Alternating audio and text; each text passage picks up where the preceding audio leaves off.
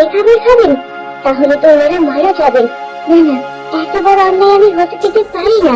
আমাকে ওনাদের বাঁচাতেই হবে।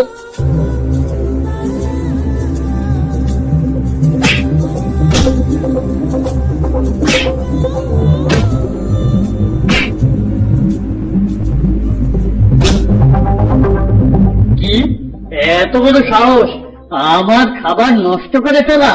শয়তান পাখি, আমার সব খাবার ফেলে দিলি তুই! ক্ষমা করবেন আমার রাজা মশাই, এই খাবারে বিষ মেশানো আছে, এই কারণে আমি সব ফেলে দিয়েছি। আপনারা এই খাবার খাবেন না। বিষ মেশানো আছে? হ্যাঁ মহারানী, আমি নিজের চোখে দেখেছি বিষ মেশাতে। আমার খাবারে বিষ মেশায়? কার এত বড় স্পর্ধা? বলো পাখি, এ আমার খাবারে বিষ মিশিয়ে আমাকে মারতে চায়।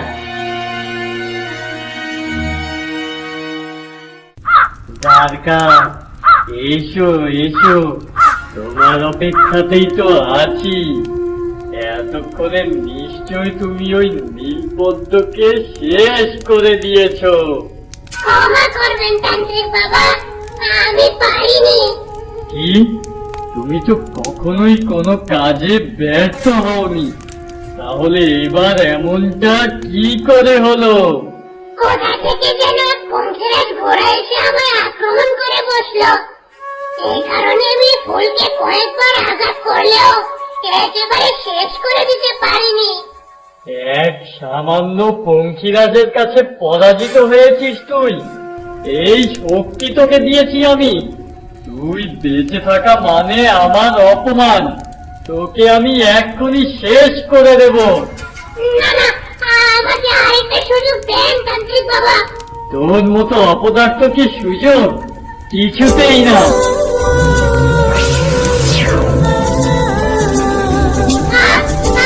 কে আছো? আমাকে বাঁচাও, আমি আগুনে পড়ে জ্বলতে যাচ্ছি, আমাকে বাঁচাও।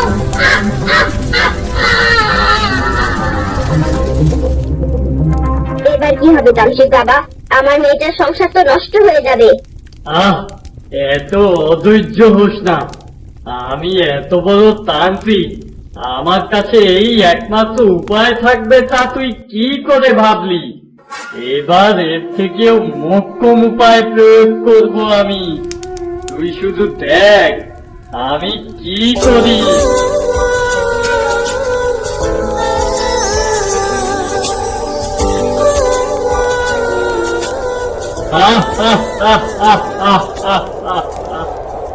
এই দেখ মোহিনী, এই আমার অস্ত্র। এই ঝড়ের হাত থেকে তরুলতাকে কেউ বাঁচাতে পারবে না। এ আমার অস্ত্র চতুর্জট। এ যেখানে থাকে তার চারপাশ একেবারে ধ্বংস হয়ে যায়। এর জন্যই এর নাম এমন। আদেশ করুন আমার মালিক, আপনার জন্য আমি আমার জীবন উৎসর্গ করে দিতে পারবো। শোন, তোকে একটা ফুলকে নষ্ট করে দিতে হবে। নদীর ধারে গেলেই তুই একটা নীল পদ্ম পাবি। তোকে ওকে শেষ করে দিতে হবে। হুকুম, আমি এখনই আপনার শত্রুকে সমাপ্ত করে আসছি।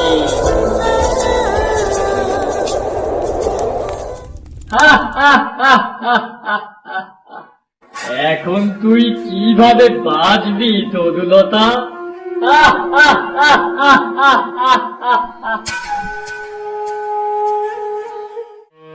কি হলো পাখি, তুমি চুপ করে আছো কেন? বলো, কে এই কাজ করেছে? এখন আমি কি করি? ওই নীলপদ্ম আমার মেয়ে নাকি আমার সামনে যে আছে সে আমার মেয়ে, তাতে আমি এখনো জানি না। যদি এই আমার মেয়ে হয় তাহলে তো আমার মেয়েকে রাজা শুলি চড়াবে। না না, সত্যিটা না জেনে বলা যাবে না। তুমি কথা বলছো না কেন? না না মহারাজ, আমি বলতে পারবো না সত্যিটা। তুমি কি আমার সাথে মশকরা করছো? তুমি বলছো তুমি নিজ চোখে দেখেছো বিষ মেশাতে, অথচ কে বিষ মিশিয়েছে তা তুমি বলতে পারো না। তার মানে কি তুমি মিথ্যে বলছো? না মহারাজ, আমি মিথ্যে বলছি না, আমাকে বিশ্বাস করুন। তুমি মিথ্যে বলছো, না হয় আমাকে সত্যিটা বলো। না মহারাজ, এ আমি পারবো না। আমার জিজ্ঞেস করবেন না। তবে বিষ যে আছে তা সত্যি। তোমায় আমি বন্দি করব। প্রহরী, প্রহরী, জলদি এই বেয়াদব পাখিটাকে বন্দি করো।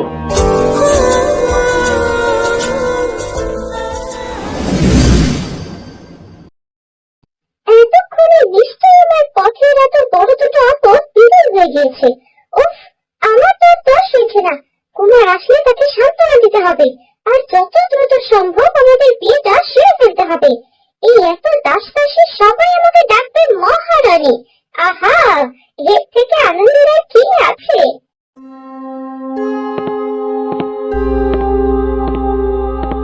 না, যাক, আমার কার্য সম্পাদন হয়ে গেছে। যে বেশ দিয়েছি, এতক্ষণ যে দেখেছিল এটা অনেক। যাক, এবার এদের পর্ব শেষ, আমার রাজত্ব শুরু। আচ্ছা, তুমি যাও, আমি আসছি।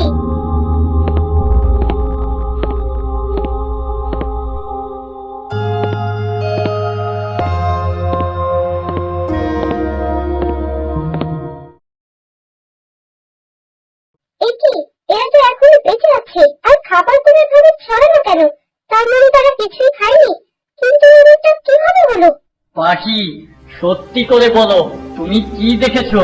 কে আমার খাবারে বিষ মিশিয়েছে? এটা তোমাকে বলতেই হবে। সর্বনাশ করেছে। এই পাখি আমার কখন আমাকে দেখলো? এবার যদি এসব বলে দেয়, তাহলে তো রাজা আমাকে শুনে চড়াবে। তখন কি করবো আমি?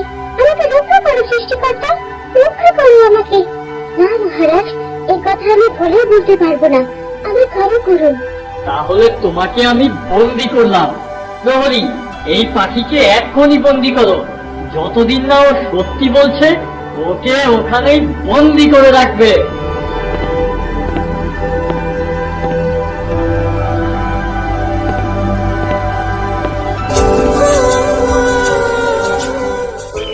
তরুণতা, এখন থেকে তোমায় আরো সাবধান হতে হবে। আমার মন বলছে তোমার সামনে আরো বিপদ আছে। আমি কিভাবে সাবধান থাকবো? চলো রানী, আমি যে নিছক একটা ফুল হয়ে আছি। আমি চাইলেও তো আমার নিজেকে কোনোভাবেই রক্ষা করতে পারবো না। তা তুমি ঠিক বলেছ, ভয় পেও না, আমি আছি তো তোমার পাশে। হ্যাঁ চলো রানী, আপনি আছেন বলেই তো আমি আজ বেঁচে আছি, না হয় কবে মারা যেতাম।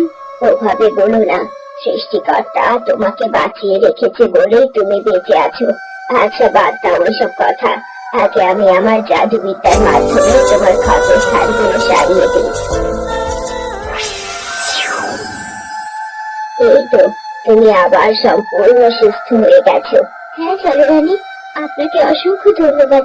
তরুণতা, আমি এখন যাই। আর যদি তুমি কোনো বিপদে পড়ো, তাহলে আমাকে মন থেকে স্মরণ করো। দেখবে আমি ঠিক তোমার কাছে পৌঁছে যাব। ঠিক আছে, চলো রানী, বিদায়।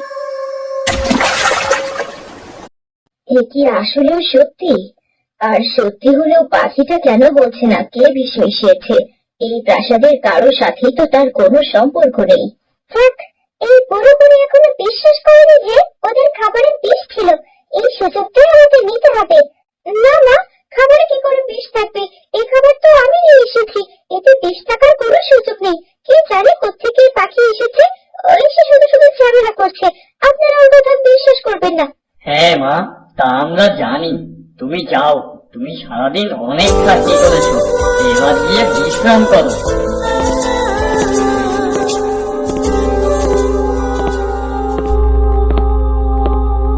উফ, এই শয়তান পাখিটা আসার আর সময় পেল না।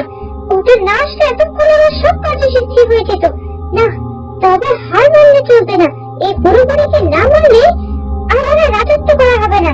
তাই কোনোভাবে ওদেরকে বাঁচতে দেওয়া যাবে না। একজন একজন করে মারবো ওদের। চল, গুপ্তচরের কাছে গিয়ে এটা একটা ব্যবস্থা করি।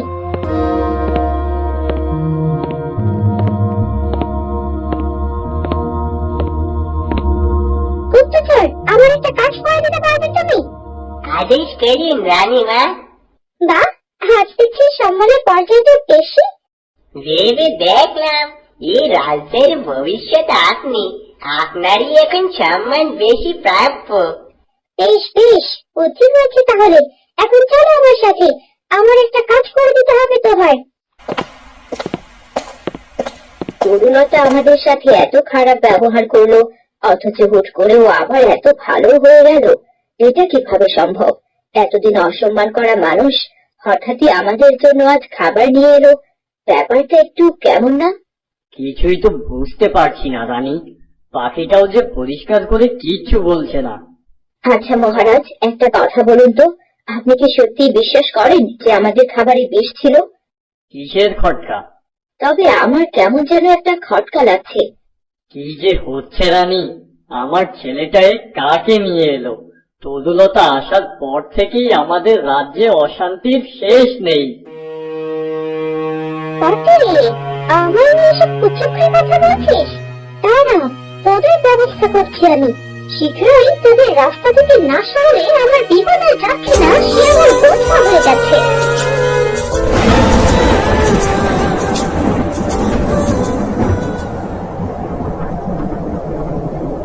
কি এখনো তো আবহাওয়া একদম ভালো ছিল, হঠাৎ করে এই ঝড় কিভাবে এলো?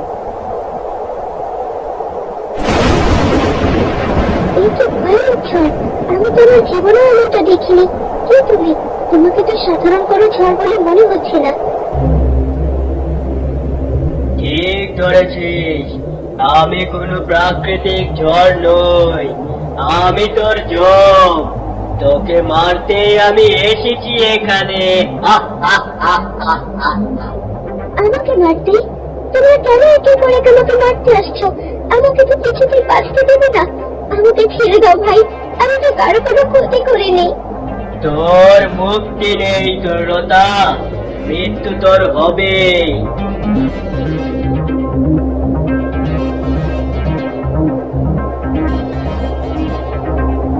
কি ব্যাপার? আমি তো একটু আগে সব স্বাভাবিক দেখলাম, হুট করে এমন ঝড় কোত্থেকে এলো? এ আবার তরুলতার উপর নতুন কোনো বিপদ নয় তো? আমাকে এক্ষুনি ওর কাছে যেতে হবে, গিয়ে দেখতে হবে আবার কোনো নতুন বিপদে পড়লো না তো সে।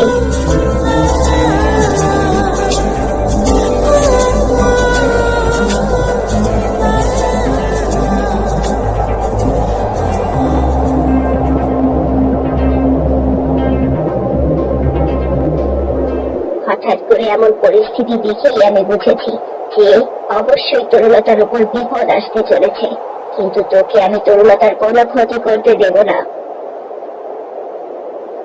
তোর সামান্য ক্ষমতা দিয়ে আমার সাথে লড়বি? তবে এই নে।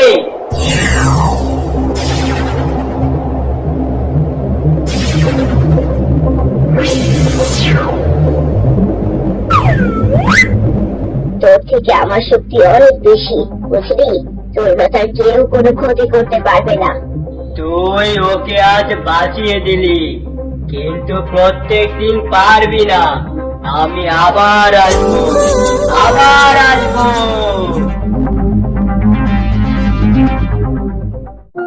চলো রানী, তুমি আবারও আমার প্রাণ বাঁচালে। তোমার এই ঋণ কিভাবে শোধ করবো আমি? না না, তুমি এসব চিন্তা করো না। আমি চাই তোমার সাথে ন্যায় হোক। আমি তবে এখন আসি, তুমি সাবধানে থেকো, আর বিপদে পড়লেই আমাকে দেখো। ঠিক আছে, চলো রানী।